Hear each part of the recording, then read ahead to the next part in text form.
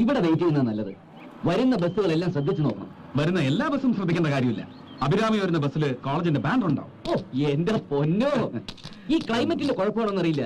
നീ ഈടെയായിട്ട് വളരെ ഇന്റലിജന്റ് ആയിട്ട് സംസാരിക്കുന്നു. അതെയോ, താങ്ക് യു. വെൽക്കം. ഈ വരുന്ന കക്ഷി ആള് ചില്ലറക്കാരിയല്ലെന്ന് തോന്നുന്നു. എന്തായിരുന്നു മറ്റു പിള്ളേരുടെ ഒരു ബഹളം ഫോൺ വന്നപ്പോ? അവളോ ഇന്റർനാഷണൽ കുഴപ്പക്കാരിയല്ലേ?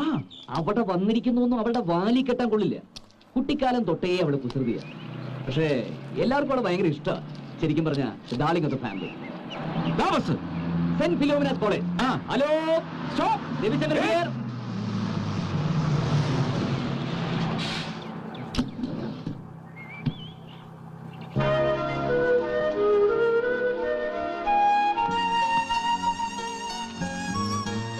ആമി,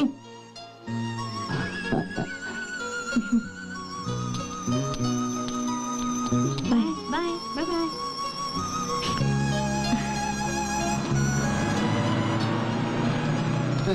എന്താടി ആകെ കോലം കിട്ടു പോയല്ലോ. എന്ത് ടൂറായിരുന്നു? ചുമ്മാ എക്സ്കർഷനോ അതോ study tour? Ami, meet mister Dennis, my friend, my partner. പോവാം. അവിടെ പിള്ളേരൊക്കെ നിന്നെ കാത്തിരിക്കുക. വാ.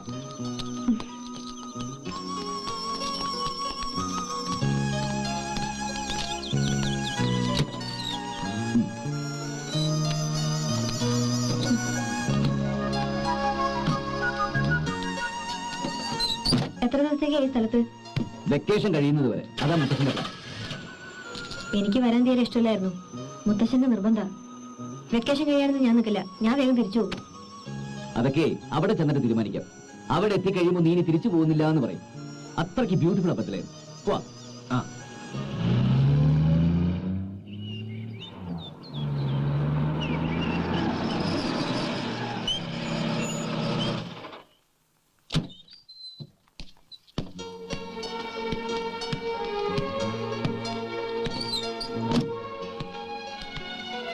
നീ പറഞ്ഞതുപോലെയല്ല, ഈ കുട്ടി വളരെ ഗ്ലൂമി ആണല്ലോ. എന്തോ ഉണ്ട്. അവളെ എങ്ങനെ ഞാനും കണ്ടിട്ടില്ല.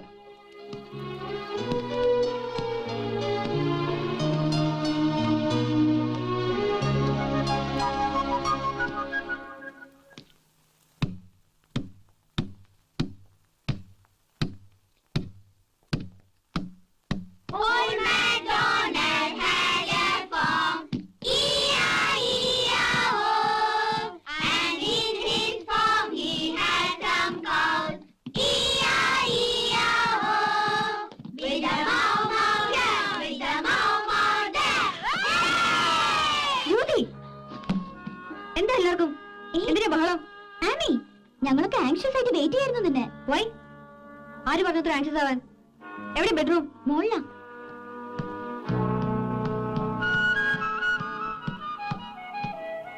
What's this, yeah? Something wrong. മുത്തശ്ശി, ആമി ചേച്ചി വന്നു. വന്നോ? താഴെ ബഹളം കേട്ടപ്പോഴേ എനിക്ക് തോന്നി. എന്നിട്ട് അവളെവിടെ? അവിടെ റൂമിൽ കിടക്കുന്നു. ഭയങ്കര മൂടി, ദേഷ്യം. മുത്തശ്ശൻ വന്ന് നോക്ക്. എവിടെ മുത്തശ്ശന്റെ ആമക്കുട്ടി? എന്താ കണ്ണാ? എന്താ എന്റെ മോക്ക് എന്ത് പറ്റി? സംതിങ്. എന്താണെന്ന് മുത്തശ്ശൻ ചോദിക്കുന്നില്ല. എന്താണെങ്കിലും അതങ്ങ് മാറ്റി വെക്കണം. ഞങ്ങൾക്ക് ഞങ്ങളുടെ പഴയ ആമക്കുട്ടിയെ തിരിച്ചു കിട്ടണം. നിന്റെ അച്ഛനും അമ്മയും ഒക്കെ ആകെ അപ്സെറ്റ് ആയിരിക്കാണ്. എന്റെ മോക്ക് ദേഷ്യവും വാശിയും ഒക്കെ കൂടിയിരിക്കുന്നു പറഞ്ഞിട്ട്. നീയേ വെക്കേഷന് വരുന്നില്ല എന്ന് പറഞ്ഞത് ഞങ്ങൾ അറിഞ്ഞു. നിന്റെ മൂടൊന്ന് മാറ്റിയെടുക്കാനാ നിർബന്ധമായും നീ വരണമെന്ന് മുത്തശ്ശൻ പറഞ്ഞത്. അതൊക്കെ സാരല്ലേ. അവള് യാത്ര ചെയ്ത് ക്ഷീണിച്ചു വന്നിരിക്കല്ലേ. അവളൊന്ന് ഫ്രഷ് ആവട്ടെ. അതെ, കുട്ടികളൊക്കെ ആകെ ഡിസപ്പോയിന്റ് ആയിരിക്കുക. നീ ചീറപ്പായാലേ അവരും ഹാപ്പി ആവൂ. You get me? ഞാൻ ചെന്ന് മോക്ക് നല്ല ചൂടായിട്ട് നെയ് റോസ്റ്റ് കൊണ്ടുവരാം.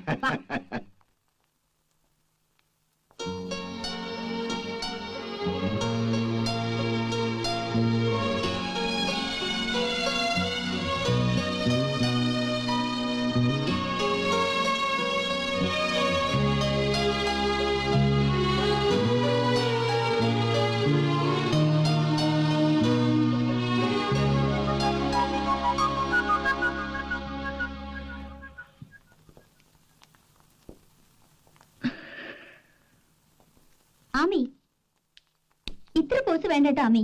നീ വരുമെന്ന് പറഞ്ഞ് ഫോൺ ചെയ്തപ്പോ കാണണമായിരുന്നു ഇവിടുത്തെ ഒരു ബഹളം. ഞങ്ങൾ ഒന്ന് ഡിസൈഡ് ചെയ്തു തിരിച്ചു പോവുക. മതി. വെക്കേഷൻ നീ വരുന്നുണ്ടെന്ന് അറിഞ്ഞുകൊണ്ട് മാത്രാ ഞാൻ വരാന്ന് വെച്ചത്. മേമയുടെ കുട്ടികൾ എല്ലാരും ബോംബെക്ക് വിളിച്ചു. പോവായിരുന്നു. ഇപ്പൊ ആലോചിക്കുമ്പോ. ബോംബേക്ക് മേമയുടെ കുട്ടിയോടോ? നീ ആരാടിയാ?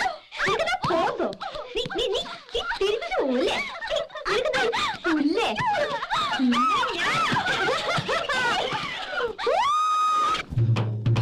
ചൂളമടിച്ചു കറങ്ങി നടക്കും ചോലക്കുയിലിനു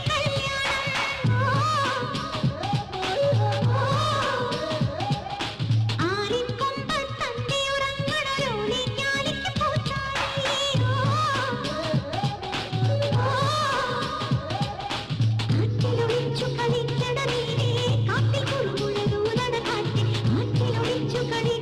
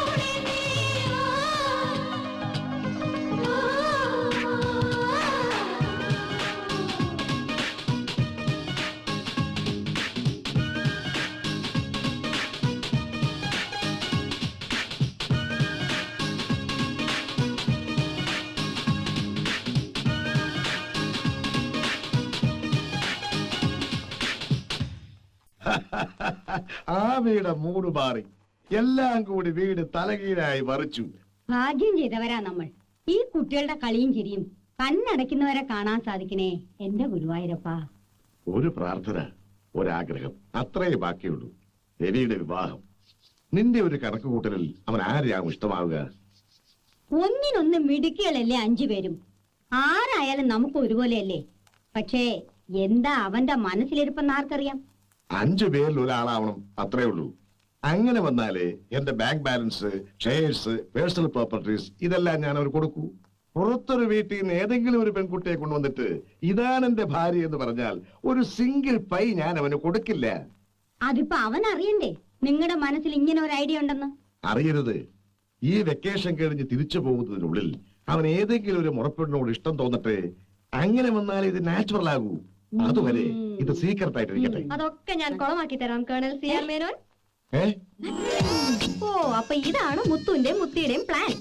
എടി ഭയങ്കരി, നീ ഇതിനടിയിൽ ഒളിച്ചിരിക്കുകയായിരുന്നു. സകല പ്ലാനും പൊട്ടി. ഇവൾ അറിഞ്ഞ നാട് മുഴുവനും പാട്ടാവും. അപ്പൊ ഇതിനാണ് പേരക്കുട്ടികളെ എഴുന്നള്ളിച്ച് രണ്ടും കൂടി ഇങ്ങോട്ട് ഇറങ്ങിയത്. Not bad. അമി, നീ ഇവിടെ കേട്ടത് എങ്ങാനും പുറത്തുപോയി പറഞ്ഞ പിന്നെ ഈ മുത്തശ്ശൻ മിണ്ടൂല. ഷുവറാ. I don't care. എനിക്ക് ഒരു രഹസ്യം സൂക്ഷിച്ചു വെക്കാനാവില്ല മുത്തു. ദാ, ഈ നെഞ്ചിനകത്ത് ഒരു സഫോക്കേഷൻ ഫീൽ ചെയ്യും. ഞാനിന്ന് പോയിട്ടേ ആ പെൺപിള്ളേരോട് രവിയോടും പറഞ്ഞിട്ട് വരാം. മുത്തശ്ശന്റെ പൊന്നു മോളല്ലേ. എന്ത് തരും? എന്ത് തരാൻ? ഒരു 1000 rupees. Black mailing. യെസ്. ആ 1000 മണീസ് കിട്ടിയാൽ ഞാൻ എന്റെ നെഞ്ചിലെ സഫോക്കേഷൻ അങ്ങ് സഹിക്കും. ദേ, അതങ്ങ് കൊടുക്കുന്നതായിരിക്കും നല്ലത്. എണ്ണ ഒന്നും വേണ്ട മുത്തു. ദേ, പണം വാങ്ങിയിട്ട് കാല് മാറിയാ ഐ ട്രൈ മാറാതിരിക്കാൻ. പിന്നെ നല്ല ഹോം മെയ്ഡ് വൈൻ കാണുമല്ലോ കയ്യില്. ഒരു പെഗ് തരുമോ? ഓടിക്കോളും. ഇവർ ആണായിട്ട് ജനിക്കേണ്ടതായിരുന്നു. അവള് നമ്മുടെ ചുണക്കുട്ടനല്ലേ. എന്റെ പൊന്നു ലോറൻസ്, നീ ഇതുകൊണ്ട് പോ.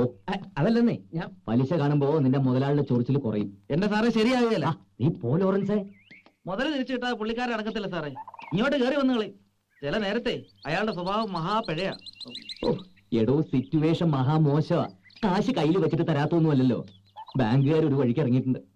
5 ലക്ഷം രൂപയാ ആ മാനേജർ ദാസൻ പന്നി എന്നെ പറ്റിച്ച് കടന്നു കളഞ്ഞത്. കഥകളൊക്കെ നിനക്ക് അറിയാവുന്നതല്ലേ. പോയി എങ്ങനെയെങ്കിലും ഒന്ന് മാനേജ് ചെയ്യൂട്ട. മാനേജ് ചെയ്യാന്നൊക്കെ പറഞ്ഞ മാനേജ് ചെയ്യാന്ന് പറഞ്ഞ മാനേജ് ചെയ്യ, അത്ര തന്നെ. ഒരു രക്ഷയില്ലെങ്കിൽ കുറച്ച് എലിവേഷം മേടിച്ച് നീ നിന്റെ മുതലാളിക്ക് കൂടെ ബാക്കി കാശിന് നീയും പുട്ടടിച്ചോ. നീ പോലെ ഓറൻസേ. അല്ല, അതെ എന്റെ ദൈവമേ, ഏത് നേരത്താണാവോ നീ എന്നെ മല കയറ്റിയത്?